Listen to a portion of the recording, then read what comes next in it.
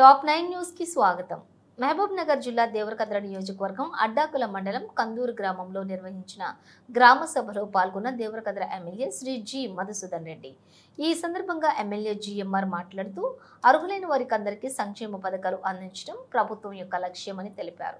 జనవరి 26 నుంచి ప్రభుత్వం ప్రతిష్టాత్మకంగా అమలు చేయబోయే 4 పథకాలు ఇందిరమ్మ ఇళ్లు, రేషన్ కార్డులు, రైతు భరోసా, ఇందిరమ్మ ఆత్మీయ భరోసా విషయంలో ప్రజలెవరూ కూడా ఆందోళన చెందవద్దని, అర్హులకు తప్పకుండా పథకాలను వర్తింపజేస్తామన్నారు. నేటి నుంచి గ్రామాల్లో గ్రామ సభలు, వార్డు సభలు నిర్వహిస్తున్నందున అర్హులు అక్కడకు వెళ్లి అధికారుల సమక్షంలో రేషన్ కార్డులు, ఇందిరమ్మ ఇళ్ల కోసం దరఖాస్తులు చేసుకోవాలని సూచించారు. ఎవరికైనా అర్హత ఉండి ఇతర ప్రభుత్వ పథకాలు రాకపోతే గ్రామ సభలో అప్లికేషన్లు పెట్టుకోవాలని ప్రజలకు విజ్ఞప్తి చేశారు. పేరు పేరున హృదయపూర్వక ధన్యవాదాలు.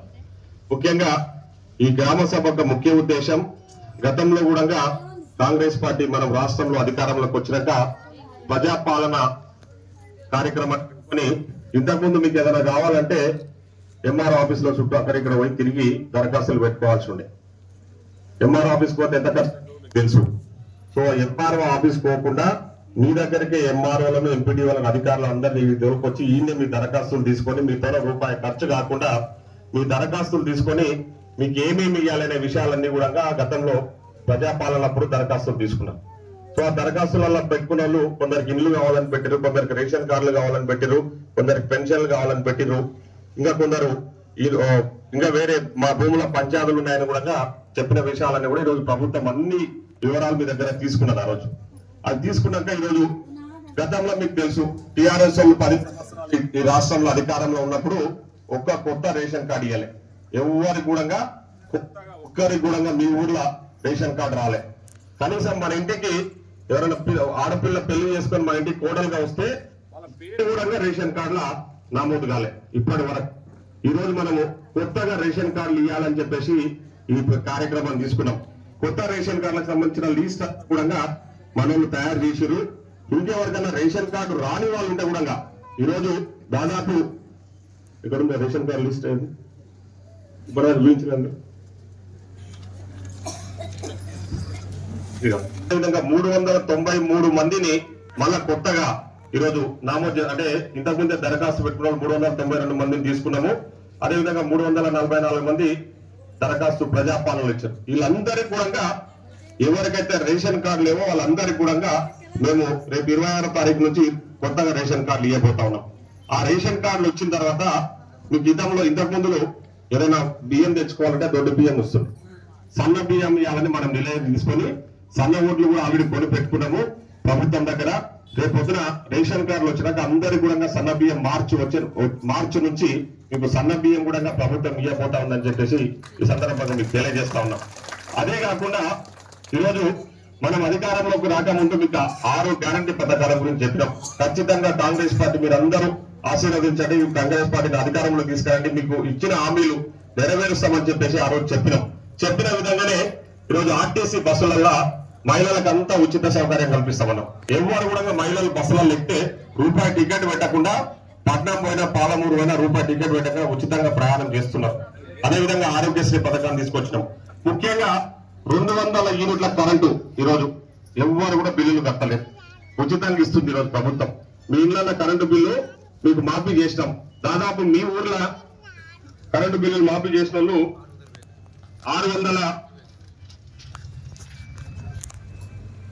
647 మంది, 647 కుటుంబాలు, అంటే 647 కుటుంబాలలో కరెంటు బిల్లు మాఫీ అయింది మీ ఊర్లో. ఈరోజు 1 కాదు 2 కాదు 647 మంది 200 యూనిట్లు అందరూ కూడా ఉచితంగా మీ తరఫున ప్రభుత్వమే కడుతుంది ఈరోజు. అదేవిధంగా 500 రూపాయలకే సిలిండర్ ఆ రోజు మాట ఇచ్చినాం.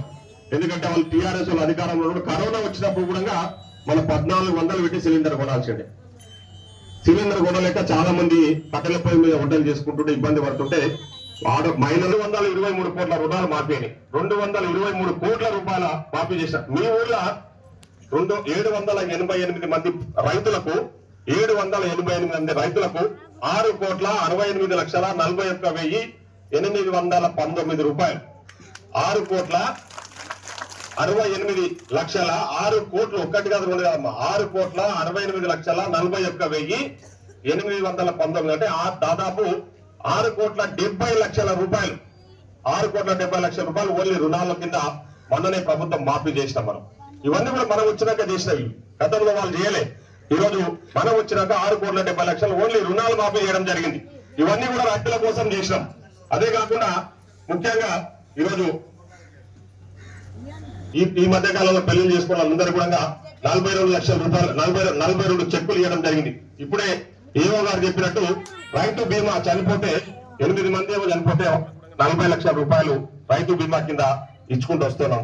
ఇప్పుడు రేపు 26వ తారీఖు నుంచి కొత్తగా రేషన్ కార్డులు ఇవ్వబోతా ఉన్నాం. అదే విధంగా రైతు భరోసా అంటే రైతు ఎవరైతే భూములు పండించుకుంటారో వాళ్ళకి పంట పెట్టుబడి సాయం రైతు బంధు రేపు 26వ తారీఖు మొదలు పెట్టబోతా ఉన్నాం.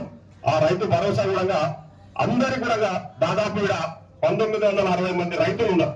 1960 మంది రైతులకు దాదాపు 2,28,00,000 రైతు బంధు అంటే రైతు భరోసా కింద వాళ్ళకు రేపు 2,28,00,000 రేపు జనవరి అంటే 3 రోజుల తర్వాత జనవరి 26వ తారీఖు నుంచి వాళ్ళకు రైతు బంధు పేరు మీద అకౌంట్ లో వాళ్ళకి అమౌంట్ కూడా జమ చేయబోతా ఉన్నామని. 2 బెడ్రూమ్ ఇల్లు ఇస్తామని మీ అందరితో ఓట్లు వేయించుకొని 2 సార్లు అధికారంలోకి వచ్చి ఒక్క ఇల్లు కూడా కట్టలే.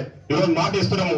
మొదటి విడతల మీ ఊళ్ళో చాలా మంది దరఖాస్తులు పెట్టుకున్నారు. ఇల్లు లేని వాళ్ళకు మొదటి విడతలోనే ఒక 100 ఇల్లు శాంక్షన్ చేస్తున్నాము.